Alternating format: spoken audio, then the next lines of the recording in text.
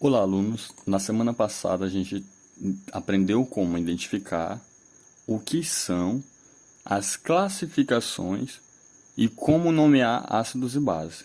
Hoje, dando continuidade ao conteúdo de funções inorgânicas, nós iremos ver de forma mais aprofundada os óxidos e os sais. Bem, mas o que seriam óxidos, né? Então, na química, a gente trata como óxidos aqueles compostos que a gente diz que são binários, ou seja, são formados por dois elementos químicos, na qual o oxigênio é o mais eletronegativo dos dois. Então, se a gente relembrar lá daquela regrinha, né, daquela dica, na qual coloca os elementos em ordem decrescente de eletronegatividade, nós conseguimos ver que o flúor tem uma eletronegatividade maior do que o oxigênio, que tem uma eletronegatividade maior do que o nitrogênio, e assim sucessivamente. Então, aqueles compostos ligados ao oxigênio, na qual a eletronegatividade maior é a do oxigênio, nós chamamos de óxidos. Ah, mas o flúor, vocês podem estar se perguntando, né? Ah, mas o flúor, ele tem eletronegatividade maior do que a do oxigênio. Então, quando ele está ligado ao flúor, como é que a gente chama? Esses compostos são chamados de fluoretos. Eles são outro tipo de funções, né, de funções inorgânicas, que a gente não vai ver aqui, já que a gente está tratando das quatro principais funções da química inorgânica. Mas vocês podem estar procurando e se aprofundando um pouquinho mais.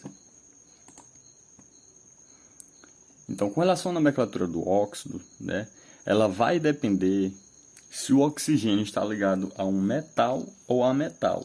Então, vocês lembram lá quando estavam estudando a tabelinha periódica, lá no primeiro ano, né, que a tabela periódica ela também coloca os metais de um determinado lado e os ametais de outros. Então, se o oxigênio estiver ligado a um metal, a nomenclatura vai seguir a seguinte regra. Vocês irão colocar o nome óxido de mais o nome do metal na qual o oxigênio está ligado. Um exemplo aqui que a gente temos é o K2O, né? Então aqui, eu vou começar nomeando com óxido de... Qual metal que ele está ligado aqui? Potássio, né? Então esse é o óxido de potássio. No entanto, se o oxigênio estiver ligado a um ametal, antes do prefixo óxido de, vocês irão colocar se é mono, di ou tri, ou dependendo da quantidade de elementos que eu tenho ali. Mas também esse prefixo mono, di, tri e o nome do elemento. Então, a única diferença aqui entre o oxigênio ligado ao metal ou ligado ao metal é que vocês irão ter que identificar a quantidade de elementos que eu tenho ali. Um exemplo aqui, nós temos o CO2, né, bastante conhecido aí, principalmente por conta de causar o efeito estufa. Então, iremos colocar o prefixo, né? Então, quanto oxigênio tem aqui? 2. Então, eu digo que é dióxido. Escrevo o di novamente. Quantos carbonos eu tenho aqui? Só um. Então, coloco carbono. Lembrando, nesse caso aqui, como eu tenho um carbono, o prefixo mono ele é optativo. Então, eu poderia colocar dióxido de monocarbono ou, usualmente, como a gente conhece, né, dióxido de carbono. Com relação aqui ao CO, como que nós iremos nomeá-lo? Primeiro, coloca a quantidade de oxigênio. Então, aqui nós temos um, então vai ser monóxido. Nesse caso aqui, ele é obrigatório você identificar. Mais o di. Quanto carbono eu tenho aqui? Então vai ser carbono. Com relação aos óxidos, nós podemos classificá-los da seguinte maneira. Os óxidos podem ser ditos como óxidos ácidos ou anidrido, na qual a reação desse óxido com a água irá formar um ácido, por isso que nós dizemos que esse óxido ele é ácido. Um exemplo aqui temos o trióxido de enxofre, na qual quando colocado em água, ele vai formar o ácido sulfúrico. Lembramos aqui um pouquinho daquela nomenclatura lá de ácido. Outra forma de classificá-los também é chamando de óxidos básicos, na qual a sua reação, quando esses óxidos colocados em água, irá formar uma base. Há exemplos aqui, temos o monóxido de nitrogênio, que quando colocado em água, ele irá formar o hidróxido de sódio.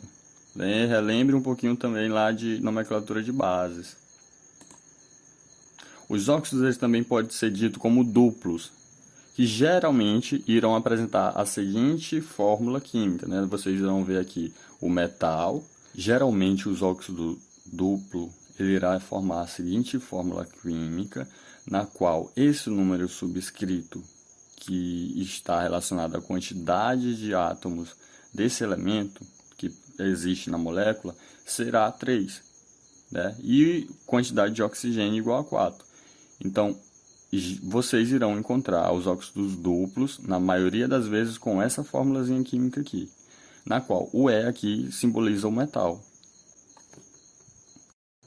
Um exemplo que temos aqui é o óxido de ferro mais trióxido de diferro, reage formando o Fe3O4, conforme a formulazinha que está escrita aqui em cima.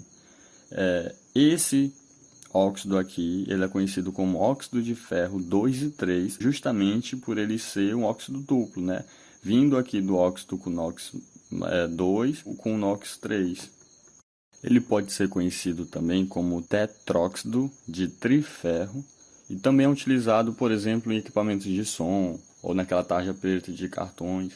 Outra forma de classificar os óxidos também é com relação à presença do ânion O2 2-, na qual a gente chama de peróxidos.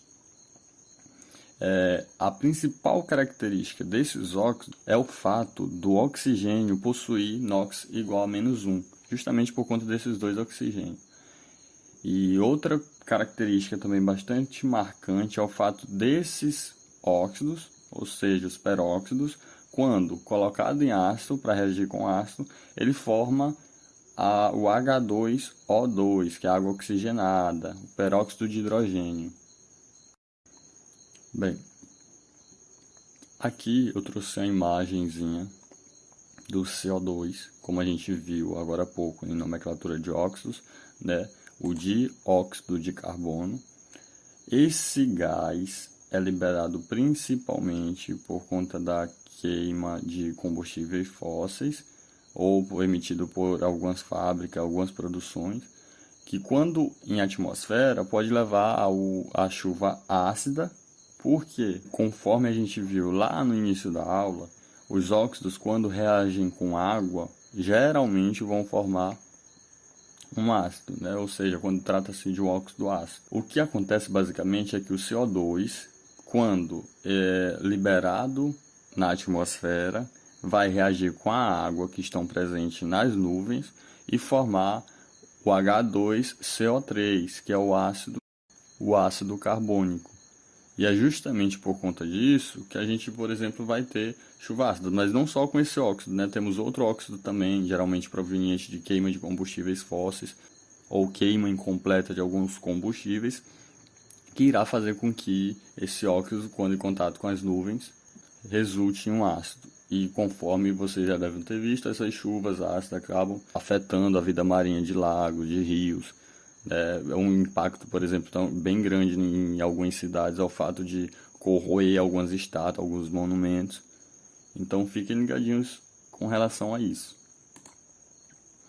Outra função que eu disse que a gente iríamos trabalhar hoje, né, são os sais. E os sais, eles basicamente são os compostos que, quando dissolvidos em água, liberam pelo menos um cátion diferente de H+. Lembram que lá quando estávamos tratando de ácidos, eu disse que ácido era aquela substância que liberava H+, e a base era aquela substância que liberava OH-. Então, os sais vão ser substâncias que liberam cátion diferente de H+, e ânions diferente de OH-. Então, basicamente, uma forma bem comum de se obter um sal, a reação de ácido e base. Então, quando eu pego um ácido e reajo com a base, eu irei ter a formação de sal mais água. Essa reação aqui, ela é chamada de reação de neutralização, justamente por eu estar neutralizando o ácido com a base ou vice-versa. Então, como resultado, eu teria esse sal mais a formação de água. Um exemplo aqui, o HCl, né, um ácido bastante comum, que vocês com certeza já viram, e que a gente viu em aulas passadas. Quando colocado para reagir com NaOH ou hidróxido de sódio, ele irá reagir formando água mais o seu respectivo sal. Uma forma aqui da gente poder ver mais detalhadamente é separando separando esse composto iônico. Então aqui, né, onde eu tenho o HCl, eu separo e a gente viu que a reação vai liberar o cátion H+, mais o íon cloreto. Com relação aqui a essa base, eu separo o metal, aqui o Na+, do ânion hidróxido. Então, basicamente, o que eu vou ter aqui é a formação de água, esse hidrogênio aqui se ligando à hidroxila, formando a água, e a formação do seu respectivo sal, que nesse caso aqui é o nosso sal de cozinha, bastante presente, né? O NaCl. Bem, como eu disse, as reações de ácido mais base, que vão resultar na formação de um sal, são chamadas de reação de neutralização. Essas reações de neutralização, elas podem ser total ou parcial. Quando é que eu vou ter uma reação de neutralização total? Quando eu consigo ionizar todos os H+, né? E também, já dando uma dica para vocês, geralmente quando falamos de H+, a gente também pode falar próton. Então, vocês irão muito ver protonação ou desprotonação, dependendo do texto que vocês irão ler, né? Justamente porque quando o hidrogênio está sem o seu elétron, a única coisa que irá resultar é o único próton no núcleo, já que houve a saída do elétron. Então, quando é que eu vou ter a reação de neutralização? Quando eu ionizar todos os H+. Um exemplo aqui é o ácido sulfúrico, na qual, quando eu coloco para reagir com hidróxido de sódio, eu irei ter a saída de todos os hidrogênios aqui ionizáveis desse ácido. Então, basicamente, eu irei ter a formação da água, como vocês podem ver, e também irei ter a formação do seu sal correspondente, que nesse caso aqui é o Na2SO4. Então, basicamente, aqui aconteceu a mesma fórmula lá, né? Então, separou os cátions do ânion, tanto aqui do ácido quanto da base. Houve a formação de água, vocês podem perceber aqui que está estequiometricamente balanceado, né? Eu tenho 2 hidrogênios aqui do ácido, mais 2 hidrogênios aqui dessa base, resultando aqui, como vocês podem ver, em 4 hidrogênios. Eu tenho 4 oxigênio aqui, mais 6 hidrogênio aqui ao total, junto com o da base. Então, eu tenho aqui já 2, né, mais 4, 6. Tenho também aqui 2 sódio, como vocês podem conferir aqui, mais o SO4. Então, além da ionização total, como vocês puderam observar que todos os hidrogênios saíram daqui, resultando no sal sem o hidrogênio, nós podemos ter a neutralização parcial, que é quando ainda resta um hidrogênio ou uma hidroxila no sal. Então, geralmente a neutralização parcial ela irá ocorrer da seguinte forma: eu tenho o ácido mais a base, irá resultar num sal com a presença de hidrogênio mais água, que a reação normalmente acontece. Então, se há ainda um hidrogênio na fórmula, na estrutura desse sal, então a gente chama de hidrogênio-sal. Eles também podem ser chamados de sais ácidos, justamente pela presença ainda de um hidrogênio ionizável. No caso, se eu tenho um ácido, uma reação de ácido mais base, e seu sal correspondente apresenta um agrupamento hidroxila, o OH, em sua estrutura, então a gente chama esse sal de sal básico ou hidroxossal. Então, os sais ele podem ser também classificados da seguinte forma: o sal ele pode ser considerado neutro. Quando é que eu teria um sal neutro? Quando for produto da neutralização total. Então, quando você vê um sal que não apresenta nem o íon hidroxila ainda na sua estrutura, nem tampouco o hidrogênio, né, o cátion H+, na sua estrutura, então nós diremos que esse sal ele é neutro. Ele não possui nem o hidrogênio, nem o agrupamento OH. O sal ele ainda pode ser classificado também como sal ácido. Então, quando é que eu tenho um sal ácido? Quando o sal formado por meio da reação de neutralização, ter pelo menos 2 cátions e somente um ânion. E esse cátion, ele tem que ser o hidrogênio, né? Justamente por ele ainda ter um hidrogênio ionizado. Então, como a gente pode ver aqui nesse exemplo, nós temos aqui tanto o sódio, né, que é um cátion, quanto o hidrogênio e somente um ânion, o SO4. Quando eu dissolvo esse sal em água e ele separar essas cargas que estão aqui, a gente pode ver aqui que o Na vai ficar com carga positiva, o hidrogênio ficará com carga positiva e o SO4 ficará com 2 cargas negativas, justamente porque eu tive a saída de 2 átomos, né, em forma de cátion. Além disso, nós podemos classificar os sais também como básico, quando apresentar 2 ânions e um dos ânions ser o OH-. Ah, professor, por que que lá no sal básico eu tenho que ter 2 ânions e no sal ácido eu também tenho que ter 2 cátions? Justamente porque se a gente for levar em conta o conceito de sais, nós veremos que ele tem que ter pelo menos um ânion ou um cátion diferente de H+ e de OH. Então, justamente porque quando a gente classifica ele precisa ter esses 2 ânions ou esses 2 cátions. No caso do sal básico, a gente vai ter os 2 ânions. Quais são eles aqui, nesses exemplos que eu coloquei? Nós temos aqui o ânion OH- e nós temos aqui também o ânion cloreto, né? Nesse caso aqui o Cl2. E qual é o cátion? Nós só temos um cátion aqui, é o Al, e ele é diferente do H+. Então, justamente esse aqui se classifica como sal e pela presença do H como sal básico. No caso, além dos sais básicos, dos sais ácidos e também dos neutros, nós podemos ter sais duplos ou misto. E quando é que ele vai ser duplo ou misto? Quando ele apresentar 2 cátions diferentes, exceto o H+, lógico, ou 2 ânions diferentes, exceto o OH. Então, no exemplo aqui que eu trouxe, nós podemos ver que nós temos o cátion Na, e quando dissolver em água ele irá sair como Na+, o potássio, né? Então nós temos aqui 2 cátions e podemos ver que um é o sódio e o outro é o potássio. Então não temos o hidrogênio aqui. Então confere com base no conceito, né? 2 cátions diferentes de H+. E nós temos também aqui o SO4. Então esse ânion é diferente do íon hidroxila. Então ele pode ser classificado como sal duplo ou sal misto. Outra forma de classificação também é o sal hidratado.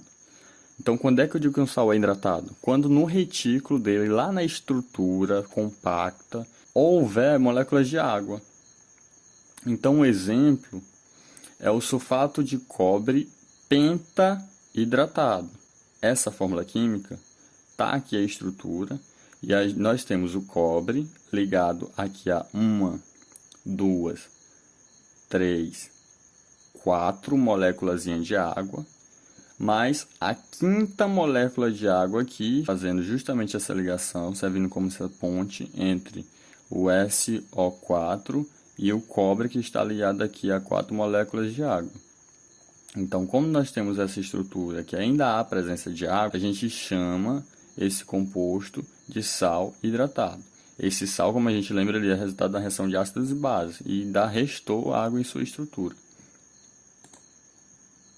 Com relação à nomenclatura dos sais, ela vai seguir a seguinte regra. Nós iremos colocar o nome do ânion, mais o nome do cátion. Então, como é que a gente pode fazer, nomear?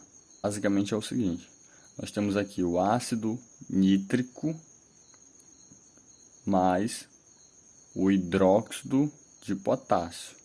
Ou seja, um ácido e uma base, né? Reação de neutralização, que irá reagir formando o nitrato de potássio mais água. Ah, como é que eu sei?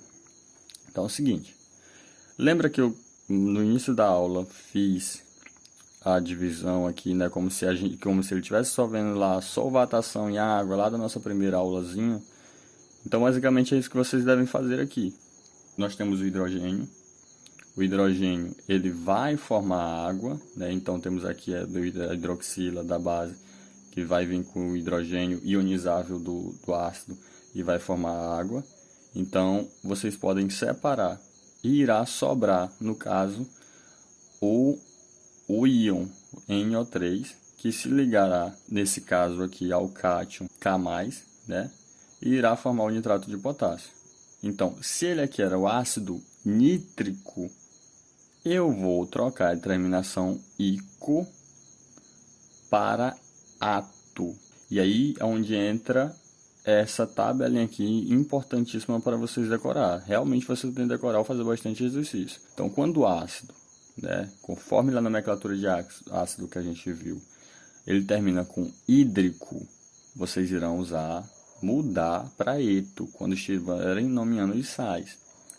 Quando for ico, como é o caso do exemplo acima, nós iremos mudar para ato. Então, por isso que o ácido nítrico virou nitrato. Nós pegamos o nome do ânion. Então, se ele estava lá como ico, ele vem para cá como ato. Então, nós temos o nitrato, nome do ânion, mais o nome do cátion. Quem é o cátion? O potássio. Então, nitrato de potássio. Então, pessoal, por hoje é só. Espero que vocês deem uma revisada, assistam aulas novamente, caso não ficou bem entendido. Qualquer coisa, entrem em contato comigo através tanto do e-mail quanto no nosso grupo do WhatsApp. Espero que vocês façam exercícios desse conteúdo, né, para vocês aprenderem, testar o que vocês aprenderam. Deixo aqui meu muito obrigado e até a próxima.